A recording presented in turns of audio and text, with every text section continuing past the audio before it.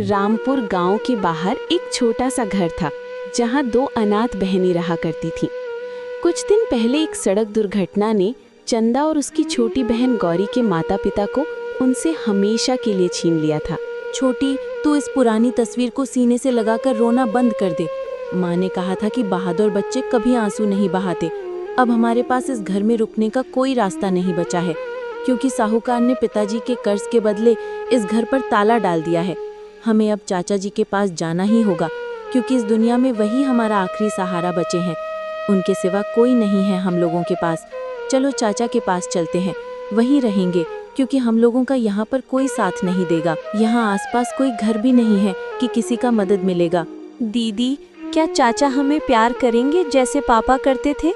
मुझे उस बड़े घर में जाने से डर लग रहा है, क्योंकि जब पिछली बार हम वहाँ गए थे तो चाची ने मुझे रसोई में घुसने पर बहुत डांटा था।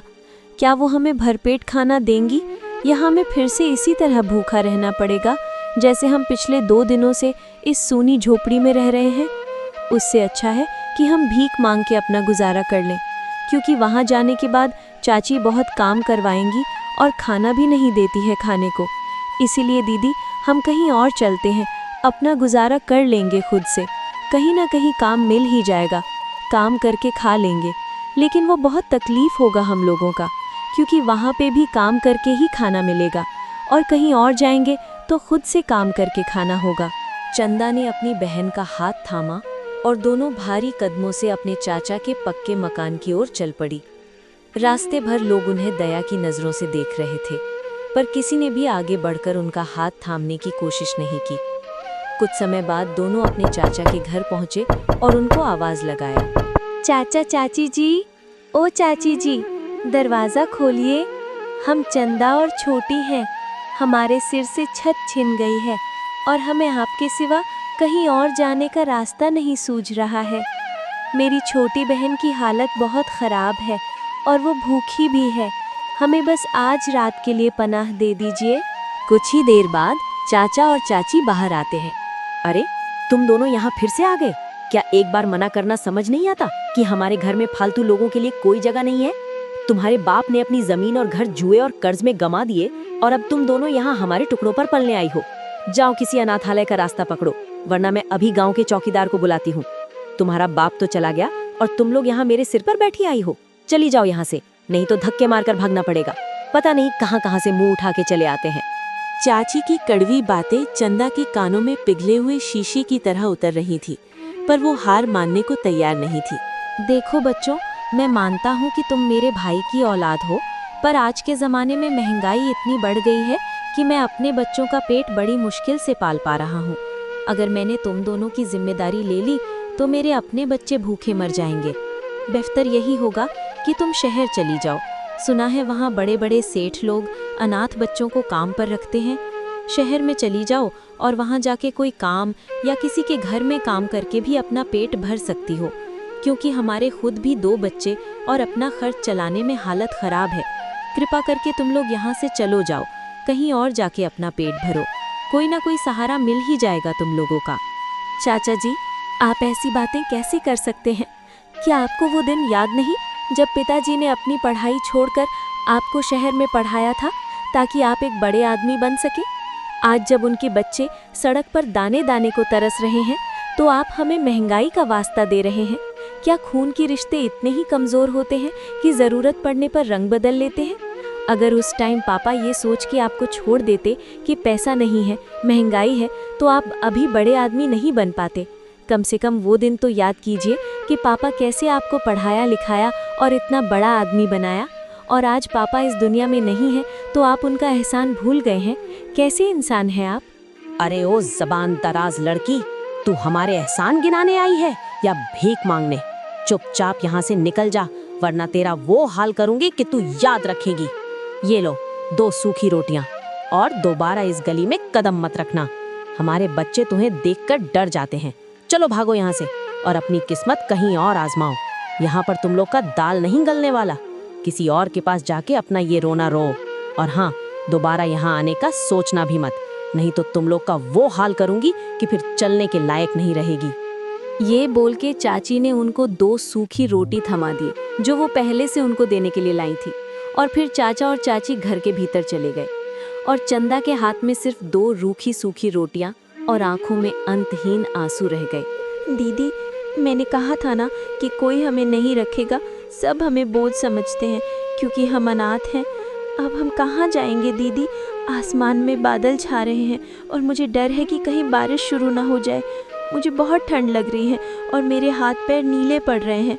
बहुत ज़्यादा थकान हो गया है, आराम करना है मुझे। लेकिन ये घनी अंधेरी रात में हम कहाँ जाएंगे दीदी?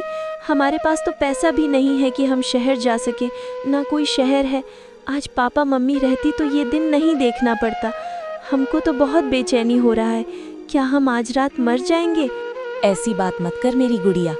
जब तक तेरी ये बड़ी बहन जिंदा है मैं तुझे घरौंच भी नहीं आने दूंगी। अगर अपनों ने दरवाजे बंद कर लिए हैं तो क्या हुआ, भगवान का दरवाज़ा हमेशा खुला रहता है। चल हम उस पुराने शिव मंदिर की ओर चलते हैं। वहाँ कम से कम हमें कोई भगाएगा तो नहीं, क्योंकि जिसका कोई नहीं होता है उसका भगवान होता है। वहाँ जाने के बाद कोई ना कोई रास्ता मिल ही जाएगा। चलो, भगवान हम लोगों का सुनेंगे क्योंकि वो अपने भक्तों को निराश नहीं करते हैं। तो ये रोटी खा ले और हिम्मत मत हारना।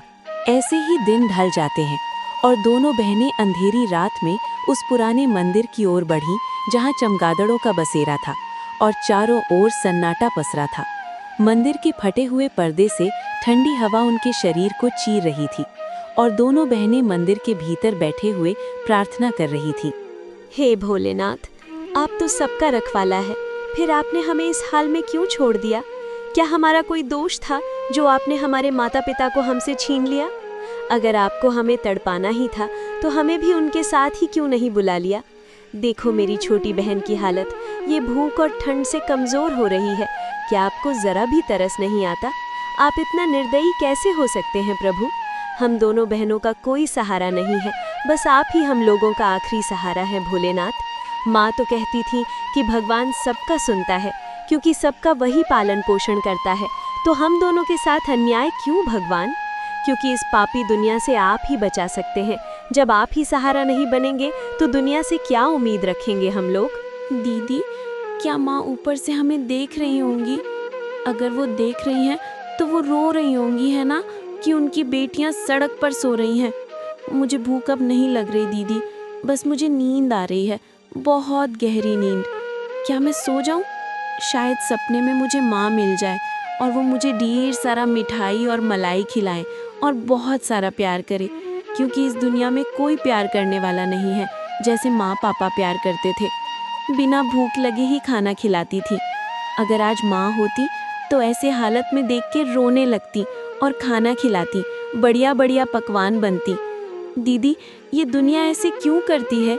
दुनिया के छोड़ो, अपने ही लोग पराये बन गए है तो दूसरों से क्या उम्मीद रखें कि कोई और सहारा बनेगा? नहीं छोटी, तू अपनी आंखें बंद मत करना। सुन रही है ना तू? जागती रह। अगर तू सो गई तो मैं डर जाऊंगी। मैं तुझे कहानियाँ सुनाती हूँ। देख, कल सुबह हम बड़े शहर जाएंगे। वहाँ मैं बहुत काम करूँगी। मैं लोगों के कपड़े धोऊंगी, बर्तन मांजूंगी और बहुत सारे पैसे कमाऊंगी। फिर मैं तेरे लिए एक नए कपड़े और लाल रंग की चप्पल खरीदूंगी। बहुत सारी मिठाइयाँ खरीद दूंगी। तुम अकेले ही सारा खाना और जो बोलेगी वो खरीद देंगे। दिन रात काम करेंगे लेकिन तुमको खाने में कमी नहीं होने देंगे। बहुत सारे खिलौने खरीद देंगे तुम्हारे लिए, नया नया पकड़ा भी। जो तुम बोलोगी वो मिठाई खरीद देंगे, जो तुम्हें पसंद हो। सुबह होते ही यहाँ से चले जाएंगे शहर, फिर वहीं अपनी जिंदगी शुरू करेंगे। चंदा अपनी बहन को बहलाने की कोशिश कर रही थी, पर उसकी खुद के अंदर का साहस अब जवाब दे रहा था। तभी मंदिर के बाहर कुछ आहट हुई और चंदा का दिल जोर से धड़कने लगा। उसे लगा कि शायद कोई बुरी शक्ति वहां आ पहुंचा है। तभी वहां से पार्वती अम्मा गुजरी, जो गांव की सबसे गरीब लेकिन सबसे नेक दिल महिला थी। अम्मा ने जब इन मासूमों को रोते देखा तो उनका कलेजा फट गया। अरे मेरी बच्चियों, तुम यहाँ इस सुनसान मंदिर में क्या कर रही हो? और तुम्हारी आंखों में ये आंसू क्यों हैं? क्या तुम्हारा इस दुनिया में कोई नहीं है जो तुम्हें इस हाल में छोड़ दिया? डरो मत, मैं हूँ ना। मैंने सब सुन लिया तुम लोगों की बातें। मेरा नाम पार्वती है और मैं पास की ही झोपड़ी में रहती हूँ। चलो मेरे साथ। आज से तुम अकेली नहीं हो। आज से तुम लोग मेरे साथ रहेगी, मेरे झोपड़ी में। क्योंकि हम भी अकेले रहते हैं, मेरा भी कोई नहीं है इस दुनिया में, चलो हमको भी सहारा मिल जाएगा। लेकिन हुआ क्या है तुम लोग के साथ कि तुम लोग इतना सुनसान जगह पर इतना रात को अकेले हो? कोई तो होगा ना तुम लोगों का इस दुनिया जो तुम लोगों का सहारा बने। अम्मा, हमारे सगे चाचा ने हमें घर से निकाल दिया। हमें अब किसी पर भरोसा नहीं होता, पर आपकी आवाज़ में माँ जैसी ममता लग रही है। क्या आप हमें अपनी झोपड़ी में थोड़ी सी जगह देंगी? हम आप पर बोझ नहीं बनेंगे। मैं मेहनत करूँगी और आपके काम में हाथ बटाऊँगी। बस हमें सर छुपाने की जगह दे दीजिए। आप जो बोलिएगा वो करेंगे, बस आप अपना सहारा दे दीजिए। आपको निराश होने का एक भी मौका नहीं देंगे। घर का सारा काम भी कर देंगे, लेकिन हम दोनों बहनों को सर छुपाने का जगह दे दीजिए, क्योंकि मेरी बहन 2 दिन से कुछ नहीं खाई है।